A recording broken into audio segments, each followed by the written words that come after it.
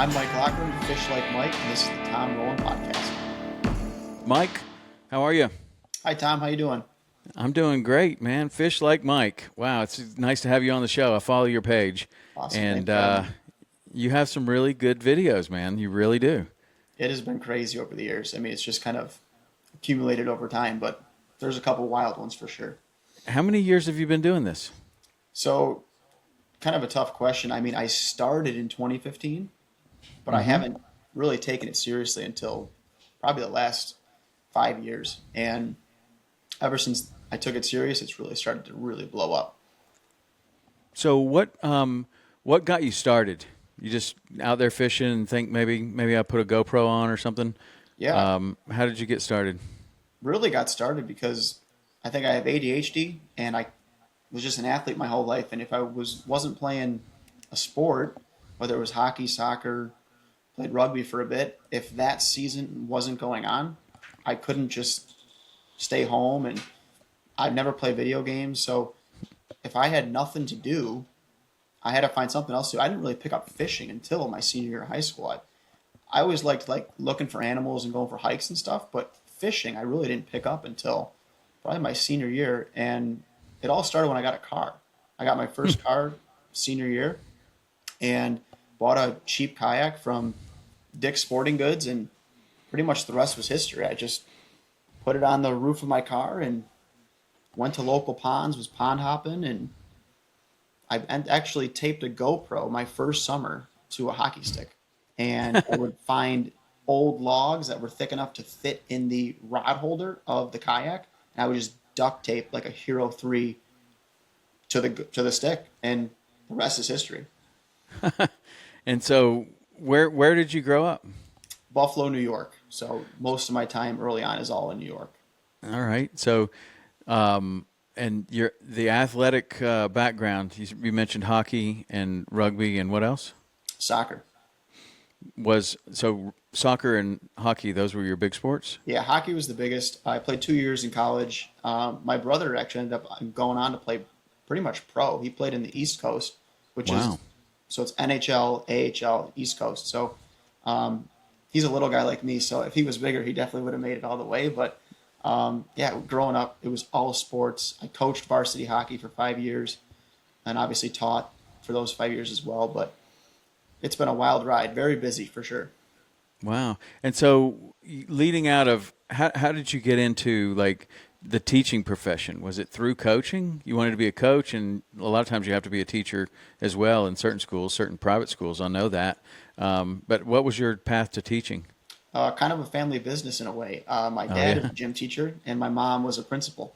So myself, my brother, and sister, we all went for phys ed.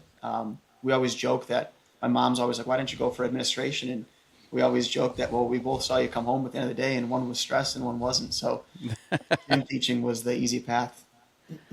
That's cool. And so what did you study in college? Like, did you like study what did you study to get that certification? In New York, it's just like a general phys ed degree. Okay. But I taught elementary, but it's the same degree. I could have taught high school or middle. I really enjoyed the young kids though. They look at you like you're a superhero, and it's fun. And so when you start teaching, how old are you? I was probably 20. 20. Okay, so you're 20. Yeah, volunteer 20. First job was 22. Okay. And what year was that, you think? That would have been 2019.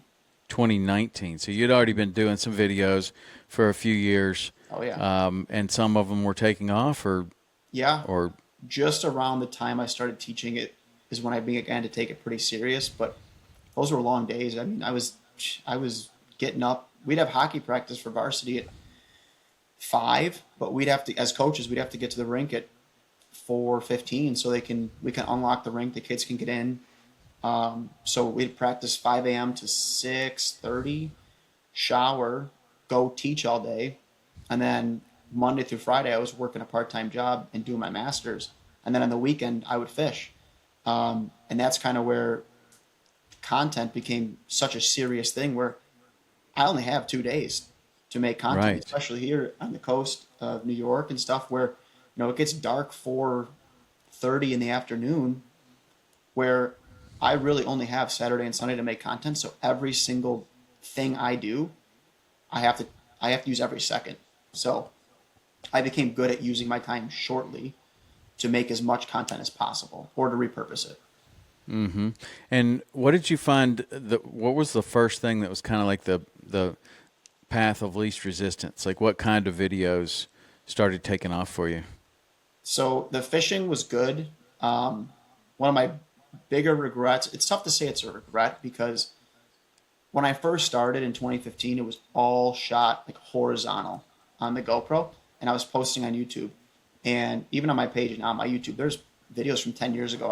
I look like an idiot in half of them because I don't know what I'm doing, but that's the fun to look back now. But when the other apps went more short form, I would take the GoPro and I would just turn it physically to shoot vertical. And then I would post all that on short form. So I kind of stopped posting on YouTube. Looking back now, I know that's where more of the money is. And I wish my YouTube was bigger. But it did help short form. So turning it vertical helped the quality of videos. But the easiest way I found to just make content was just my iPhone Mm-hmm. and record a crazy animal doing something, or just put the iPhone on a little tripod and put it on selfie mode and just talk about like a big steelhead or a bass. For some reason, those converted way better than the high quality polished content. Yeah. Well, I feel that too. I mean, we film our TV shows and repurpose that footage, and it almost always does better if you just shoot it on a phone. Now just for Instagram. Now for TV, obviously on the bigger cameras, better cameras, that's better, and on YouTube it seems to be better, but not on Instagram. It seems like the phone. It seems like Apple owns part of Instagram. I don't Something know. going on there, yeah. Something seems to be going on there. That's cool. So you seem to know like a ton about all these animals, like especially like the possum video. That was one of the first ones I saw of Hmm. yours. I think it's probably one of the first videos that lots of people saw of yours. That one went super viral, right? Yes, And that was a big turning point, that video. it was. Yeah, that was really the first one that I guess you could say put me on the social media map in a way where I had posted a ton of stuff leading up to it, and I got decent traction, but nothing really to set me above. And that one, I think what was so good about that one, and I reposted it. I reposted that video 3, 4 weeks ago, maybe a month and a half ago, and just a month ago, that video converted me 40,000 new followers. And I think the Really? reason, and I've kind of taken it into the new year, where yes, if I post an 8-second little video on Instagram with a viral audio and a catchy caption, yeah, it's going to do well. It's going to get a lot of views. But I'm more focused now on building my brand per se of like an iPhone video of just like a little salamander swimming, like I said, with a viral audio. It might pull 4 million views, but people are just going to scroll past. They don't know who made it, why, where. When my face is on camera and I'm talking about whatever the subject is, the conversions are better for follows and then retention on the video because people are more familiar with your face and look at you then as the expert on the topic versus just some animal in the woods. Those work, but I'm more focused now on building a full personal brand in a way. Well, I'll tell you what, it's working. It's working really well. You're how many followers do you have on Instagram now? It's up there for 420 something, 429 maybe. Yeah, it's really good. So, how did you? Is it through teaching and that you know so much about these animals, or from your own study? I think it's a combination. Teaching has helped me become a good speaker in front of the camera, and it helps me in a way where I always say like I'm just smart enough where I know enough about a bunch of things, but I can convey it in a way to where everybody can understand it. Where even when I was in college, if a professor was, way smarter than me, the way that they explained it, I couldn't understand it. Where I can explain it to essentially a class of kids. So when I'm talking to the camera, I almost pretend like I'm talking to a class of 8-year-olds. Mm-hmm. And that has helped, I think, get more views and people can understand my videos better. Learning the information, it's all just been off of online, Google, stuff like that. Well, you're doing it in a way that you're also not talking down to the audience. Like Right. you're like talking to them like they're a friend. But that possum one was interesting because you knew so much about it. So had you studied possum, like all kinds of biology and all these things about possums, what they eat and how many teeth they had and everything like that, and then you finally find one and it's like, oh good, I can now do that video? Or did you find the possum and you already knew that stuff? Both. I knew I wanted to make that video for many years because nobody in my family hunted or fished. My dad, my brother, my grandpas, nobody did that. So me fishing and doing outdoor stuff was so foreign. And when I would go out into the woods by myself, like all my buddies were just hockey buddies. They didn't know anything about the woods either. So I'd go out there and I would see something. I'd be baffled. I'm like, I've never even heard of this. I don't know what this is. So I would go home and look it up. And there was a day years before the possum video, I saw a possum and I was just thinking about it. I'm like, that's just a weird animal. Went home, looked it up, and kind of digested all that information. So then I thought to myself, well, the next time I see one, I'm going to pick it up and talk about it. And same thing, people didn't know all that information. Yeah. Well, you do a lot of cool videos. There's several that caught my eye that we'll talk about. But if you were to just kind of, if someone were to ask you why do people watch you, what would you say? I think because I don't come across as overly salesy I don't really ever push too many products because it doesn't matter to me because I started with the GoPro to a stick and the stuff I do, I think most either grown people who like the outdoors can relate to because I think a lot of people in this day and age are working and working and they're stressed, but when they go in the woods, they're just relaxed, they're chill, they're by a creek.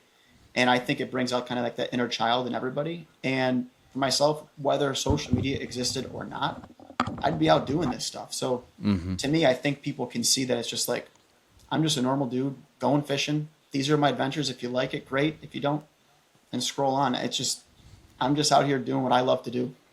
Yeah.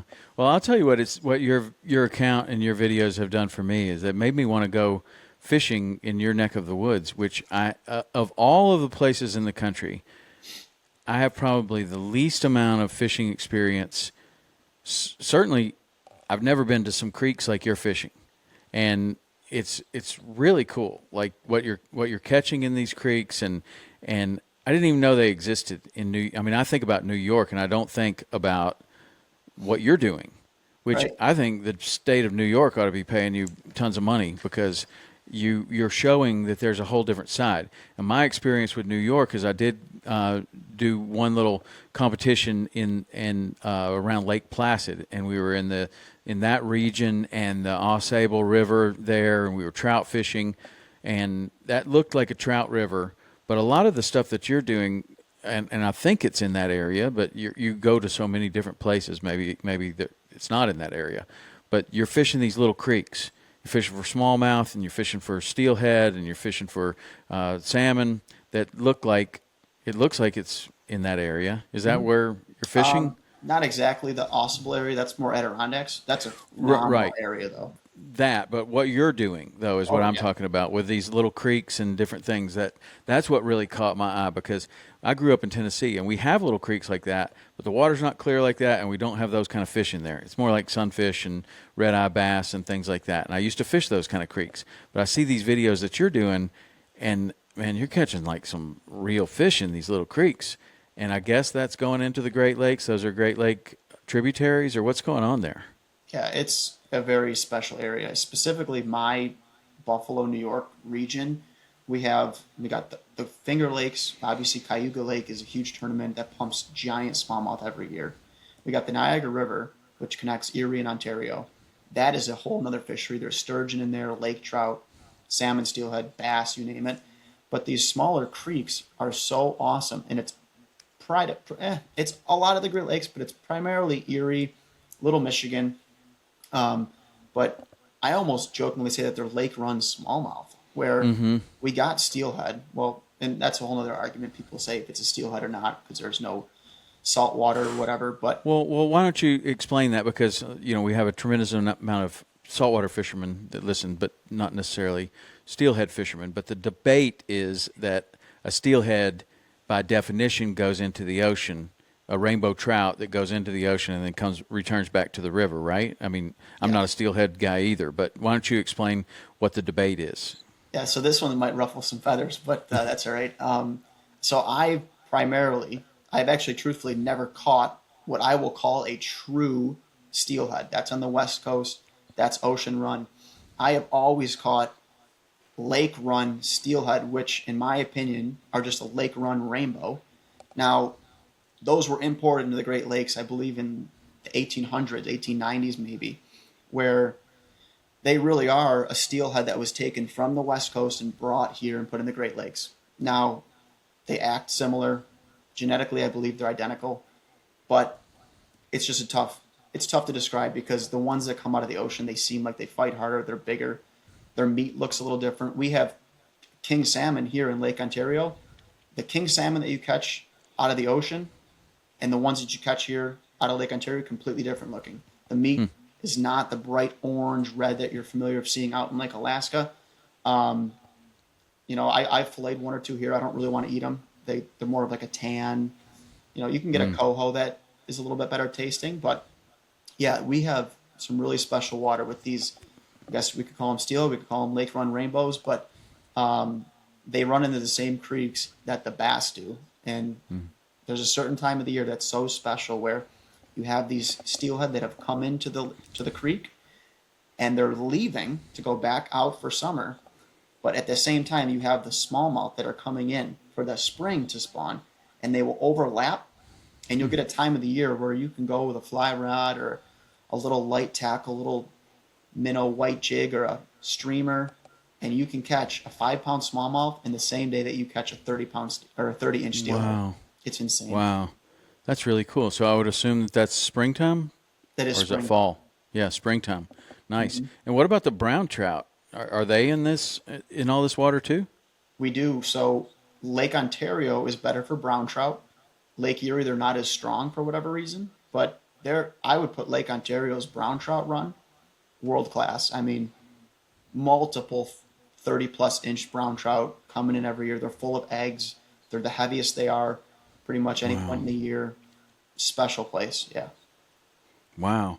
It's just something that, I don't know. I was a guide out west in Idaho and Wyoming, and, I fished a lot of different places. And I don't really hear in my circles people talking about that area as being one of the best trout fishing areas in the world. But when I look at your videos and I hear what you're saying, I don't doubt it. I just find it interesting that that's not something that I have heard about a lot. So if you're a Florida fisherman or a Western fisherman and you want to go and experience that, what's the time of the year and the area that somebody should be looking at? You should pretty much target Lake Michigan, Lake Erie, and Lake Ontario. Those three get the best runs. I could be incorrect if Lake Superior gets a good run or not. I'm not familiar with that area too much, but I know Michigan, Ontario, and Erie get them. And it's fall. I mean, pretty much probably mid-October, you're right around that peak run for the salmon. And once the salmon come in, the brown trout and steelhead follow, and they're eating salmon eggs. So the reason a lot of people use that egg or roe as bait is because I've personally seen 30-inch brown trout just kind of holding in the water behind two mating salmon, and that brown trout is just eating eggs that are coming off of the salmon. And obviously, if you put a lure in there that looks like an egg, they'll eat it.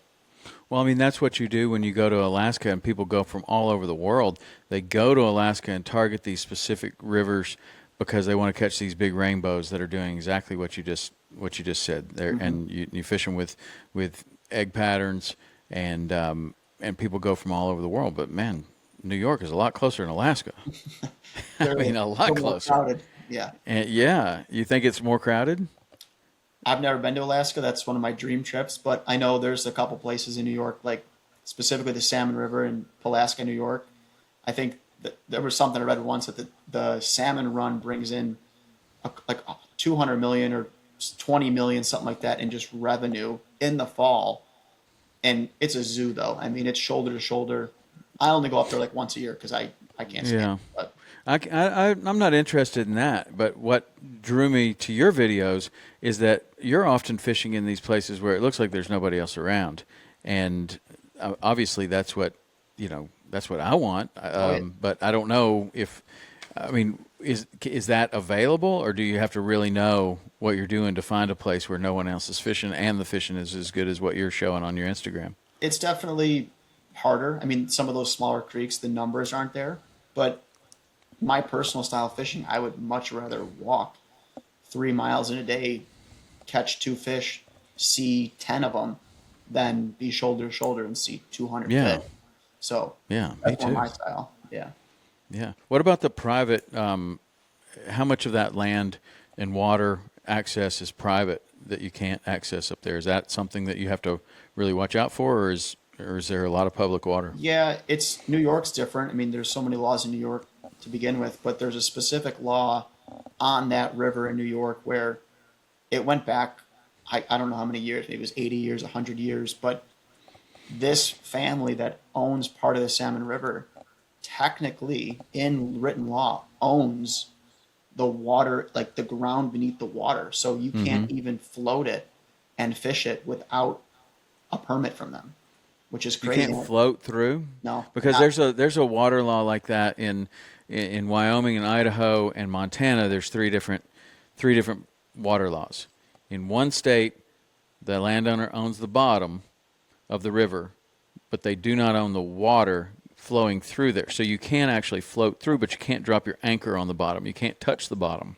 yes. In another state, Montana, you have a high water law. So anything below the high water, you can walk. You could walk right up into Ted Turner's property if you want to in Montana. As long as you enter in a public access, then you can go as far as you want, as long as the water's below the high water line. And then Idaho is like a combination of both of those a little bit. But it's surprising that somebody could own the water. So it's only that specific section of water, and that's the only river in New York that's like that. And I guess the tale on it is that the person who owned it was a politician and kind of got that put through. I don't know if that's true or not. That's kind of the wives' tale on it. But in Of New course he York, did. yeah, in New York, they do have a law called Navigable Waterway Act, something like that. And if the landowner owns both sides of the waterway and the water is not labeled as a navigable waterway, they can own that area. I believe you can still float through it, but you can't anchor, you can't fish. But if an owner in New York owns both sides of the land and the water is navigable, you can fish it, with the exception of that river I talked about with the specific rights. Yeah. So I don't really I see you fishing off a paddleboard some, and you mentioned a kayak, but how much of the fishing access in your area do you need a boat? Do you feel like you need a boat, or you're fine walking? Creeks, you don't really need a boat. I love doing smallmouth fishing in like June, and I'll just do a kayak, paddleboard, even a John boat, anything just to get me out there. I mean, I'd go out there in a floaty for all I care, as long as I can get the line wet. But yeah, a lot of lake fishing. But the creeks, you don't need anything other than your feet. That's interesting.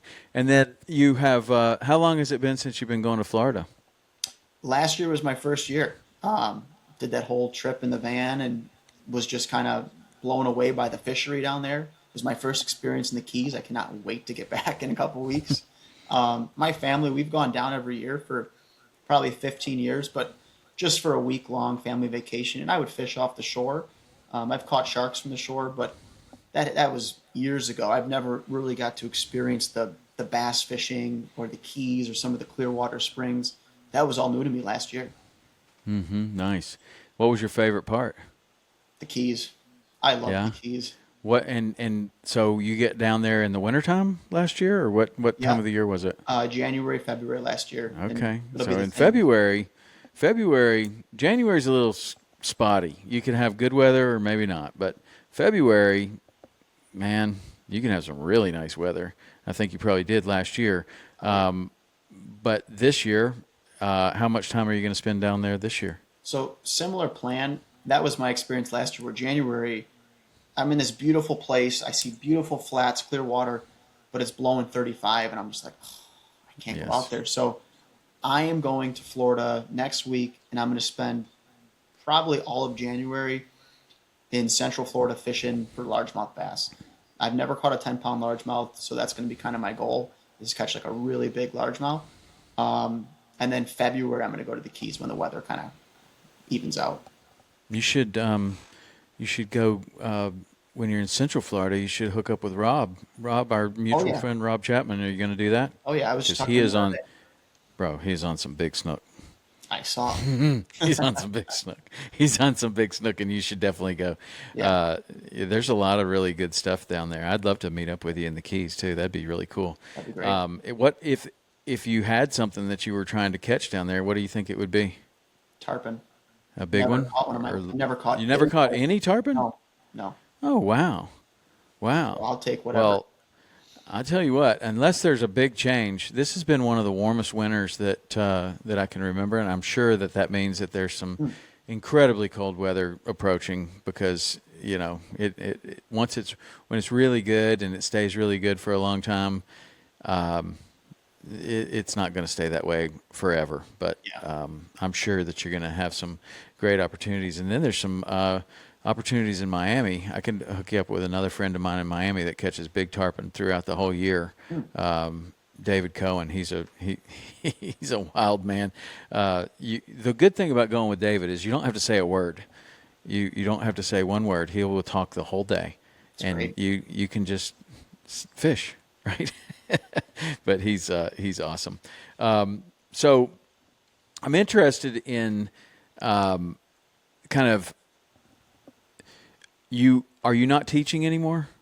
I am not. So made the decision last year to essentially take a leave from teaching in last Okay. calendar year, and then just kind of the lifestyle that I lived last year was too tough to not want to do again. So I did resign from teaching. A very tough decision. I mean, loved teaching. I loved my students. Some of them still follow me, so it's funny. You'll see, on a random video, Mr. Lochran, you were the best, gym teacher or whatever. So it's always funny. But maybe I'll go back one day. But for now, the way I looked at it is that if I leave teaching now, and maybe I do this for 5 years, or maybe I do make a career out of it. But let's say first option, where maybe I just do it for a few years. At worst, I go back to teaching at 32 and retire 3 years later. I mean, who cares? I mean, I'm going to enjoy my youth here, and the teaching salary in New York starting out is not good. So, a couple sponsorships or a couple good months of content creation, I can make up that salary, and that the freedom is the biggest thing where I don't have to clock in somewhere every day. I can choose to go write an email over here, or I can take a call on the water. So for the next definitely few years, I will not be teaching. Well, when I first started this podcast, those were the kind of stories that I was really trying to uncover of these moments where you're doing one thing, you have a passion project on the side, and then there's a moment where you decide, you know what, I'm not going to do this anymore, and I'm going to do this over here. And usually, for the most part, with all the different people that I've interviewed, that has never been an easy decision for people. Like, it's never been like, oh, I can do this. Tell me about yours, like as far as like financially, how you kind of decided that you think, okay, I think I can do it. And it sounded like you did a little tester first, like you resigned or you didn't resign, you took a leave at first. Yes. Tell me about the decision though, because you obviously like doing this. You're obviously really good at it. You're getting some great feedback from your audience and maybe sponsors. I don't know, but that decision that's a big decision to change your profession. It was, and especially in New York. I mean, full pension. I mean, work till you're 62, guaranteed 80% of your salary the rest of your life. But for me, it was really just the freedom. Yes, I can retire one day and be very comfortable and enjoy my retirement, but I mean, knock on wood, I don't know if I'm going to turn 65 one day. I don't know if I'll turn 35. You never know. So to me, it really just came down to I only have one life. I love fishing. I love the freedom. And my degree is never going away. If I ever wanted to go back to teaching, I could. Mm-hmm. But it was the freedom. I want to travel the world. I want to fish. I want to help inspire other people to take that leap. And for me too, when I was teaching, there was one specific moment when I knew I probably need to rip the band-aid off and just go full time. And it was, like you said, how the state of New York needs to pay me for travel stuff. Well, a different state did out west. And I went out there for 4 days, and it was a paid, obviously, trip to go create content and promote travel to the state. And that payment was double what I would make for the month of teaching. And I was just sitting there thinking to myself, I'm like, I just made my month's pay in 4 days to go fishing, rip the band-aid off, and I just had to go all in. And ever since then, I took the leave. Last year was good, and I really haven't looked back. And I was able to also understand that if I was able to create the following I've created in just working Saturday and Sunday, well, what will I be able to do with the other 5 days of the week? And that has held true. It's just been night and day. So what have you been able to do with the other 5 days of the week? Well, in the last year and a half on Instagram, I doubled my following, which was insane. The previous 8 years it took to get to 200,000, and in the last year and a half, I've gained another 250,000. And the biggest benefit too, like we talked about with crowded rivers and lakes, I was fishing crowded times, Saturday and Sunday when everyone else is off, where Monday, Tuesday, Wednesday, Thursday, Friday, there's really not many people fishing. People are working. So it's easier for me to create content. I have some of the better fishing holes available to me. It's not as, difficult to set a tripod up and get a certain shot. There's not people walking by. But it's been night and day. And that would be tough to go back to as far as the schedule of, I have to work, I have to fish on Saturday. Well, everyone else is fishing. You pull up to a spot, there's 4 boats. Right. That makes all the sense in the world. So when you kind of decide you're going to rip the Band-Aid off, maybe even just right slightly before that, who did you tell that this is somebody that this is something that you're considering?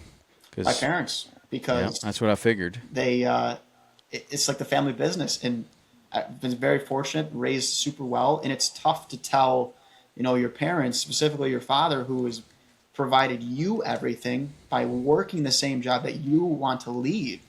So that's a tough conversation, but they couldn't have been more supportive, and it's been great since. There was maybe a little apprehension from them early on, just like, hey, make the right decision.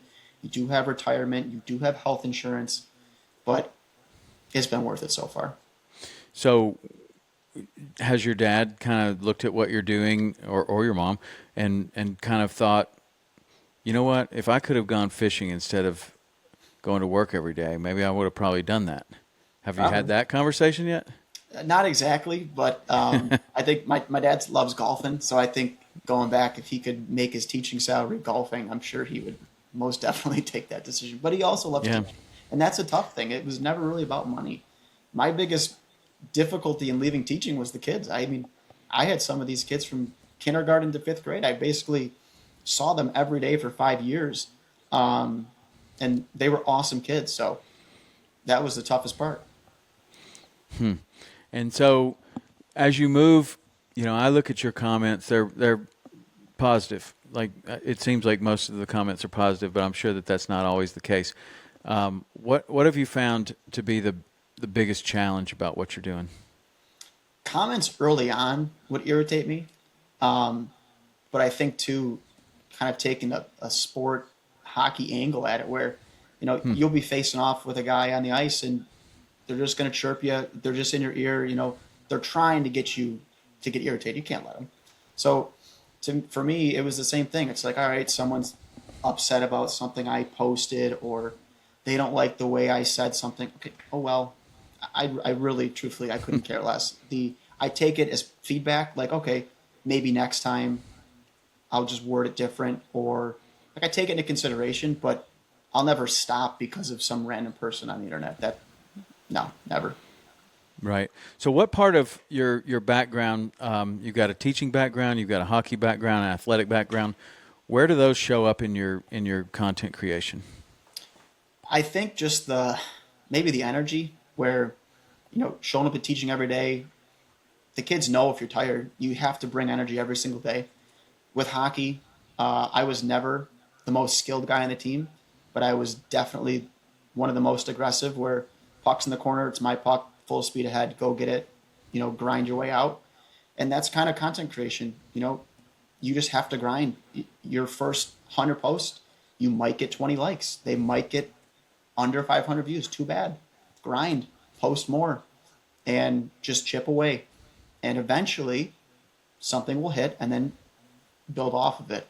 But I think sports is just a tremendous teacher in so many things of life where you just have to work. And if you aren't getting the results you want, work harder, go to the gym. Very simple stuff. Yeah. I mean, I have an athletic background, and that's been kind of what I've leaned on too. I think the athletics, sports, I was a wrestler. And so a lot of the things that you learn on the mat, you're out there by yourself, you can either do the work or not. And if you didn't do the work, you're going to definitely pay for it. Hockey's very similar, but it's a team sport. I've leaned on those things. And then the process of like getting stronger or getting better or getting prepared for a marathon, you can use those experiences of, like, I ran marathons for a while, and there is a process of getting your body prepared to do that. And that's very similar to a lot of the things that what you're talking about. Like, you have to do the work to eventually be able to do the race or the content creation or the project that you want to do. And I feel like sports are just an excellent metaphor for life, and so is the gym. And it sounds like you've really leaned on that. One of the things that I'm noticing is, you see, like, when you ask kids today what they want to be, and when I was a kid, it was a fireman or a pilot or, I don't know, regular jobs.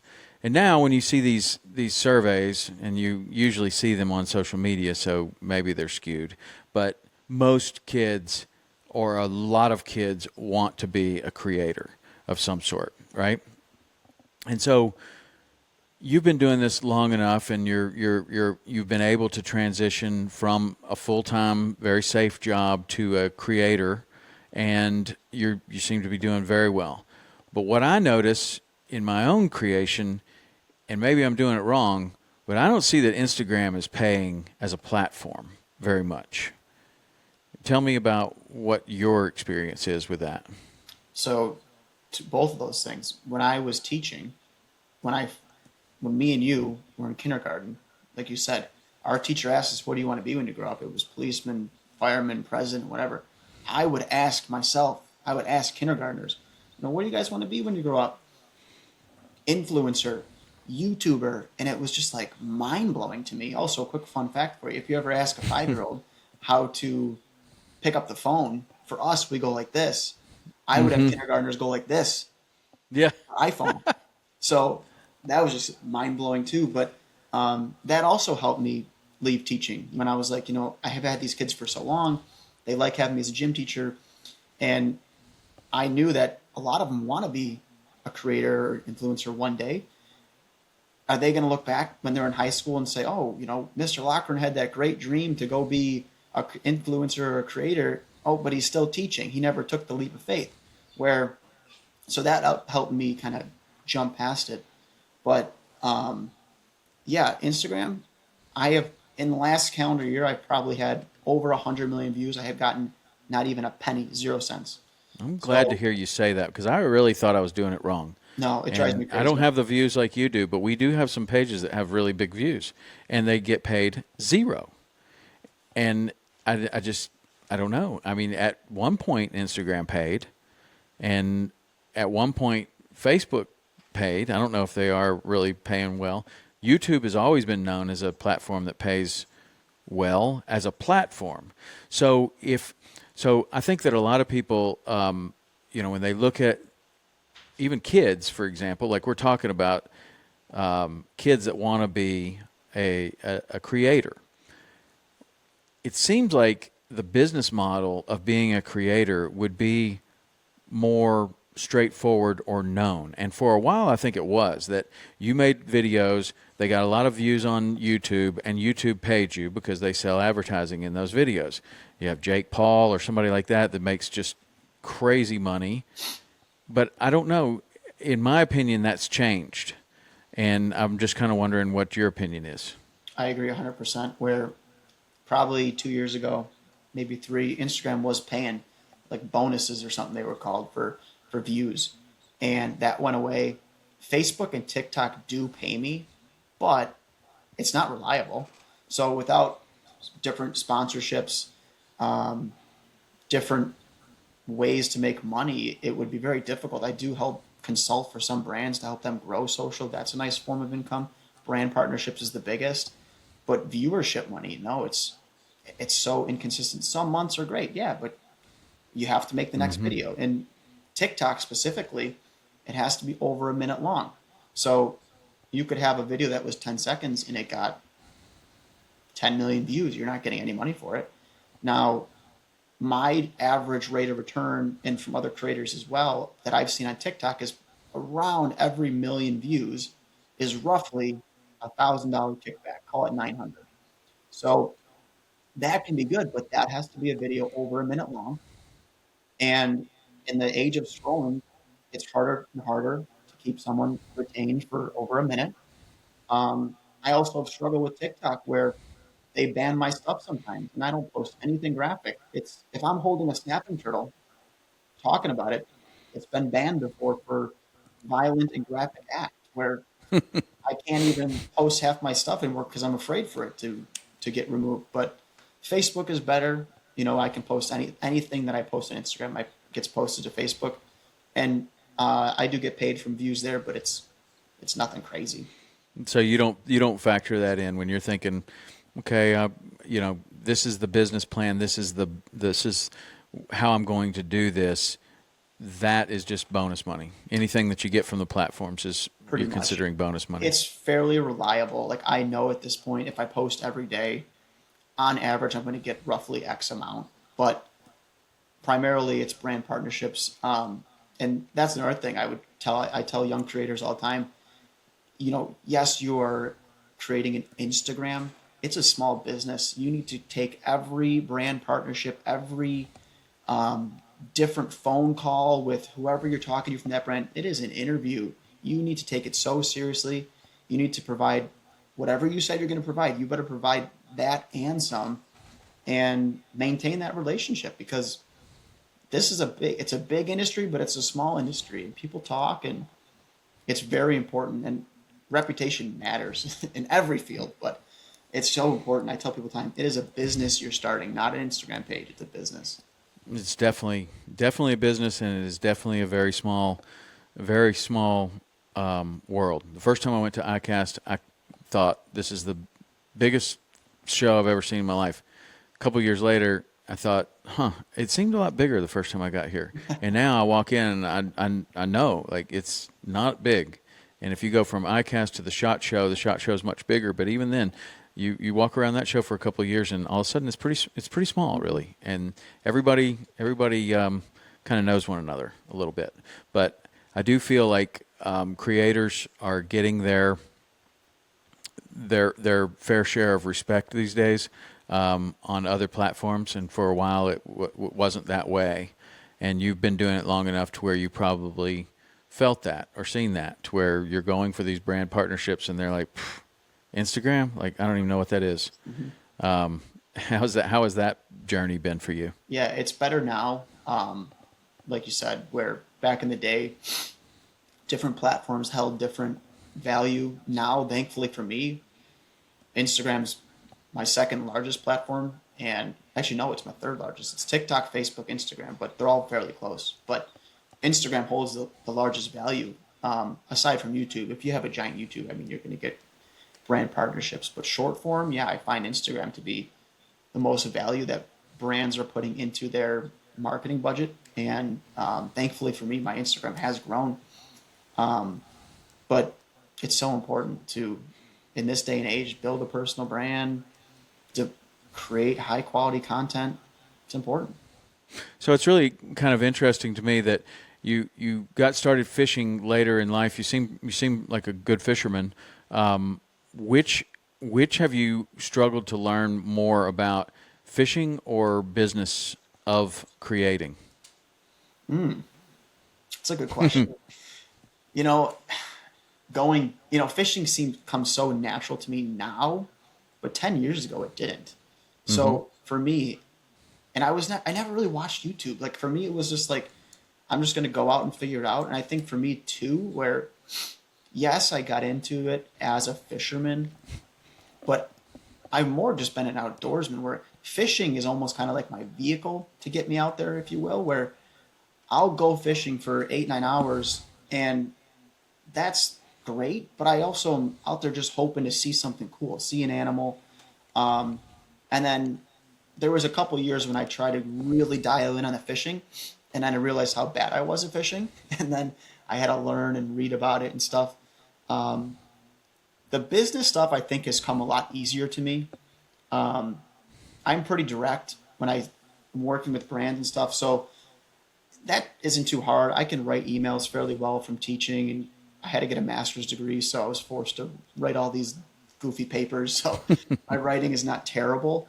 Um, and I think business, half of his business is just talking and relationships. So I've never struggled with that.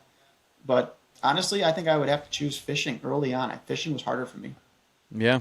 Well, I can see why. I mean, it's tricky, and you're doing a lot of different types of fishing with a lot of different types of rods. I see you fishing with a bait caster, a spinning rod, and a fly rod, which I think that's super cool. But they're different. They are different, and especially doing it in little creeks like that, definitely different. So I want to ask you some different questions that I thought would be kind of fun. So, like, of these different fish that you are you're fishing for, I want you to rate them. Let's say you could rate them. I wonder if we rate them on virality, because some fish just do better than others as far as what people want to see, or on which ones you prefer. So you could give me an answer, either one. So let's say largemouth bass versus steelhead. Steelhead by reality. By virality? Really? But I would, Smallmouth bass versus largemouth bass. that's tough. I would say a huge smallmouth would go more viral, in my opinion, than a big largemouth. Okay. Catfish versus sturgeon. Sturgeon. Barracuda versus muskie.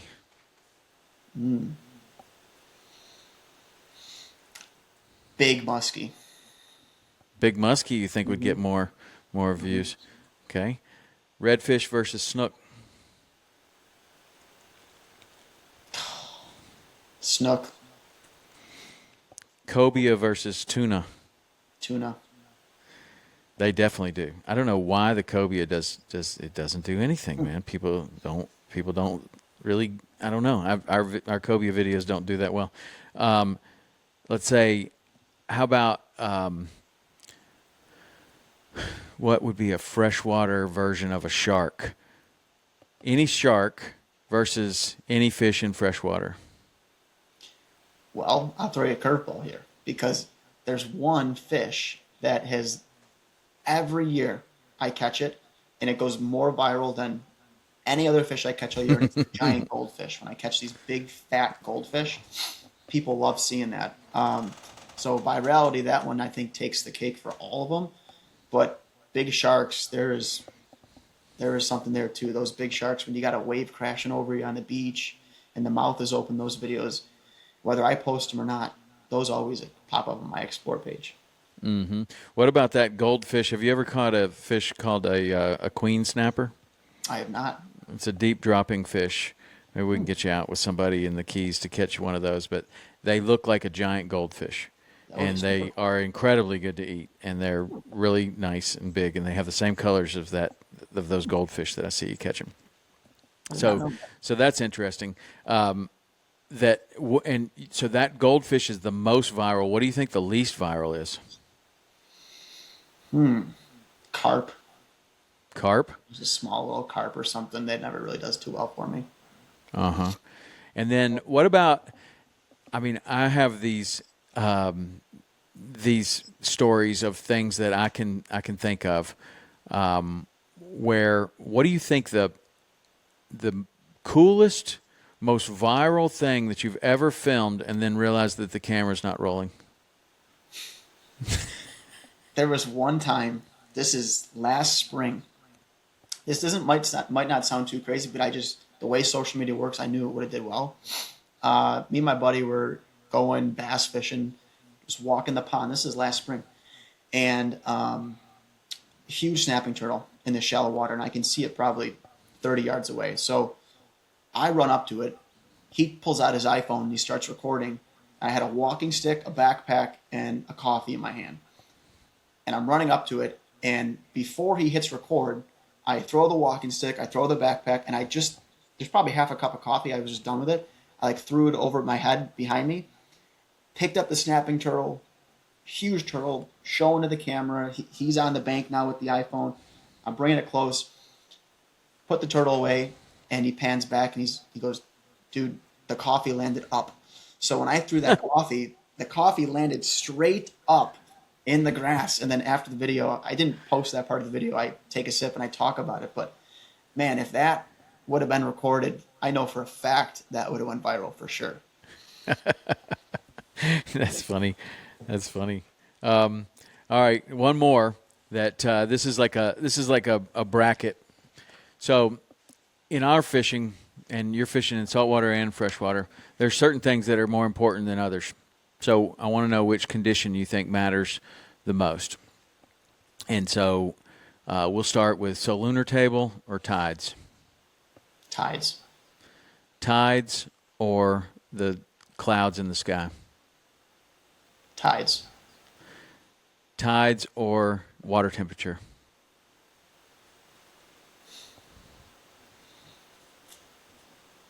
Tides. Probably. Tides or barometric pressure. Tides. Tides or water clarity. Water clarity. Water clarity or time of year. Time of year. Time of year or pressure on the stream or body of water. Time of the year.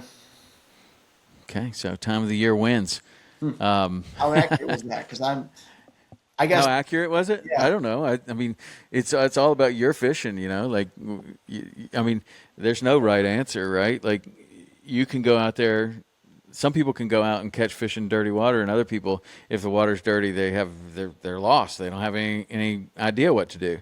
So, but still, somebody's catching fish. Right. So I feel like I feel like that about so much fishing is like for somebody to say there's an absolute right answer on something like that, I just don't think they've fished enough. Like, I agree. yeah, you fish around with, or you go fishing with somebody. Like one time we went to Texas and we were fishing in these professional redfish tournaments, and we fished out of Kemah, Texas. And when we got there, I was like, this is a joke. They're obviously going to cancel the tournament. The wind is blowing 35 miles an hour. The water, the water's like the color of a cardboard box, like a brown cardboard box. You can literally see into the water about a millimeter. If you had a black bait and you put it in the water, it would disappear by the time that when the jig head went under, the whole bait's disappeared. I'm thinking there's no way anybody's going to catch anything. But people that fish there, that's the conditions that they have very often. And then other people know how to get out of that body of water and go across the bay and fish in some clear water over here, or find some clear water somewhere else, or drive to Louisiana, which is what we did because we couldn't figure it out. But, some people are just good at fishing in certain conditions because they encounter them all the time. And like you, what are you going to do? Stay at home, or are you going to go fishing? Right. And so you learn how to do those things. Yeah, cool. So tell me about, like, this year is going to be your first year that you've resigned from teaching, you're 100% full time, and you're leaving for Florida next week. What does the rest of your year look like? So, a couple big plans. Obviously, just got back from Thailand, which was super cool. That was a whole different experience. Florida, this year, it's just different where I know what I want to do now this time. Where last year, it was a lot of just trial and error. I know exactly where I'm going starting next week, pretty much mapped out in my head. And I know how to fish it better. I think my answer about all the tides was because I'm so inexperienced with the tides where it was difficult to learn. And my fear of getting stuck out on some island because the tides were wrong was high last year, where now I have a much better understanding. Very hopeful to do a couple more trips in the spring and summer. Alaska would be amazing. I'm working on trying to figure that out right now with a lodge. Very tentatively might be going to Bolivia to fish for those golden dorado, which would be an incredible trip. And I want to target more travel lodges and fish some of those places, whether it's Iceland, Switzerland, up in Canada, South America, whatever it is. I want to really broaden my travel fishing experience in the next 2 years. Very cool. What took you to Thailand? A lodge out there that has all these exotic fish. Me and a cameraman, he's from Florida, great guy, Dan, and just said, let's do it. Let's go out there. Let's see what happens. It was a great opportunity. We caught amazing fish. We had a 24-hour layover in South Korea. That was a whole other experience. And again, this is just all stuff that is so out of my safe job teaching realm, where really the last 2 years have been night and day different than what it would have been had I stayed.